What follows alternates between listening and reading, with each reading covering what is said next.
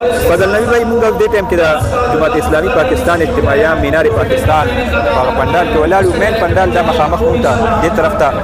سټیج دی وسیوري سټیج دی او لږ ساعت مخکې دلته ماسخوتن مونږ شو د مونږ وقفه وه او د مونږ نه پس دلته اوس د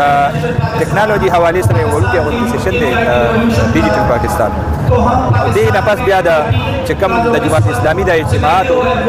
روایاتو کې را روان دي د انټرنیشنل سیشن چې ټولې دنیا نه ورته د مسلم امه لیډران هغه دلته راځي هغه خطاب کوي دا مسلسل دا یو طریقه کار دلته کېږي مونږ که وګورو دې ټایم کې مخامخ مینار پاکستان دی او هغې ته مخامخ دې طرف ته په دې ګوټ پات آزادي چوک ورته ویلی شي د مینار پاکستان په مین ګیټ دا ډېر لوی وسیوري سټیج جوړ دی دې نه ګیر چاپېره پنډالونه دي د رهایشګاه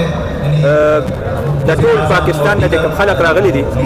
هغه ورته د اوسېدو ځای نه ورته جوړ کړي بیا دې سره سره هر پنډال سره د هغوی دپاره خپل د پیسو انتظام د ټیونو انتظام د خوراک انتظام ډېره دنیا دې ټیم کې آباده ده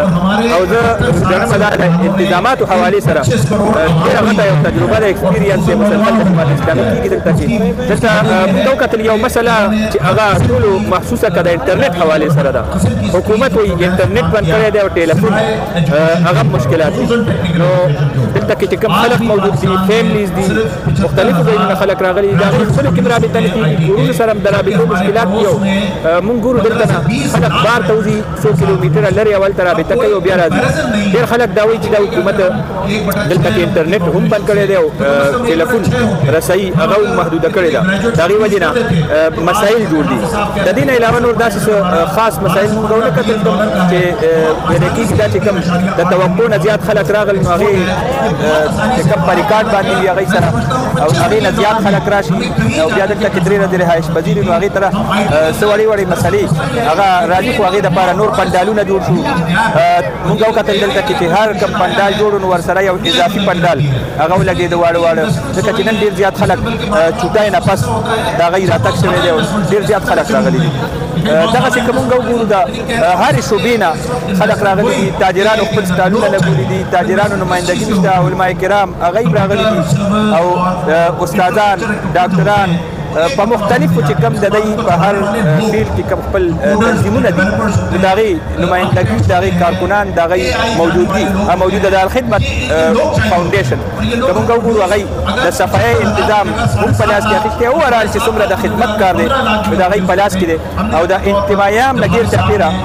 مونږ ګورو چې دلته کې هر قسمه بازار شته کوالټۍ والا بازارونه هم شته که ووایو هغه ریلۍ والا هم شته نو هر طرف ته یو خپل نظم و نسق سره بازارونه هغه هم تیار کړي ترتیب کړي د سکیورټي حوالې سره ډېر انتهایي اهم خبره ده چې په سونو کارکنان دې ټایم کې د اجتماع نه ګیر چاپېره د جماعت اسلامي خپل صوبه محافظ د هغې کارکنان هغه د سکیورټي انتظامات هغې باندې معمول دي د هغې خپلې خیمې دي د هغې ځای نه معمول دي او هغې سره خپل واقع ټاکي او وارلس سیسټم دی د هغې چې په هغې باندې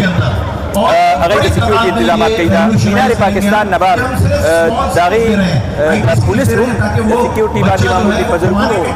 پولیس فورس هغه ګیر چاپېره د اجتماعي هم نه ګیر چاپېره موجود دی مونږ دلته کې سراغ رسا چې کوم سپي دي نو هغه هم دلته کې د سټیج نه ګیر چاپېره موجود دی وقتا فوقتا